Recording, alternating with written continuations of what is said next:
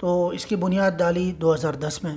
جی جی اور ابتدا میں تو وہ ایک کمیٹی کی صورت تھی کہ طلباء کے اندر کیسے عربی زبان کا ایک ماحول بنایا جائے, کیا سرگرمیاں ہوں. یعنی کتاب جو نصابی سرگرمیاں ہیں اس میں تو ٹھیک ہے, طلباء اپنے حوارات یاد کر رہے ہیں, طلباء جو ہے الفاظ کو دیکھ رہے ہیں, قوامیس سے معنی تلاش کر رہے ہیں, یہ تو چل رہا ہے. لیکن وہ اور کیا سرگرمی جس سے ان کو تشجیع ملے, ان کو یعنی عربی زبان کے مختلف جو مہارات ہیں ان کے اندر آ جائیں پریکٹیکلی.